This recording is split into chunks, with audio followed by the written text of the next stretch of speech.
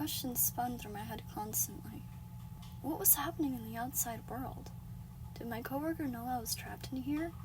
Did he plan for this to happen? And what about me? Was I in a comatose state? Did I die? Was time passing the same in both worlds? Time. For a while, I tried to keep track of that, how long I had been here. But I soon realized I'd lose my mind if I kept going. Kane didn't exactly have a sense of what time was. At the rare times you would see a clock here, it just wouldn't look right. Sometimes hands would move backwards, sometimes they'd spin at an unnatural rate, and sometimes they wouldn't spin at all. The only semblance of a real sense of time I had was the sun and moon outside the tent. I'd spend the day scrambling, searching every inch of the circus for a clue, anything that could help me out of the mess I'd found myself in. Kane watched me the whole time. I couldn't see him, but I could feel his eyes, almost as if he was making sure I wouldn't find what I was looking for. But I found nothing. I'd spend my nights crying myself to sleep, and eventually, I stopped feeling much of anything. Kane would try to cheer me up with his adventures, but there was no point. He wasn't a human. He didn't understand human emotions. For a long time, anyone I would talk to was just an AI.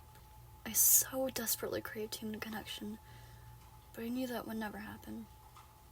Until it did. I was walking back to my room after another one of Kane's adventures. My footsteps were heavy and slow. Then, I heard her voice in the distance.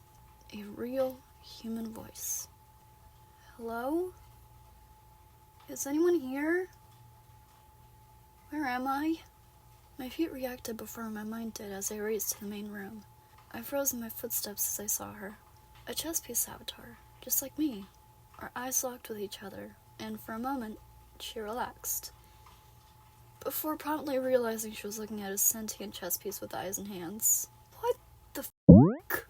It only took her swearing to make Kane realize someone new had entered this game. As he was introducing her, I couldn't help but wonder why she was here, or who she even was. She wasn't one of my coworkers, that's for sure. I would have recognized her voice. Once Kane gave her new name, I decided to ask. Queenie. She jumped as she turned to me, eyes still full of panic and stress. If you don't mind me asking, I said gently, how did you get here exactly? She went quiet for a moment. I don't know, really. All I remember is putting on a headset. I just don't remember why. I sighed. Another dead end. I suddenly noticed her fidgeting with her hands, so I took them in mine. Why don't I show you around? I knew firsthand how hard it was to adjust to this world. I might have had to do so alone, but that didn't mean she needed to.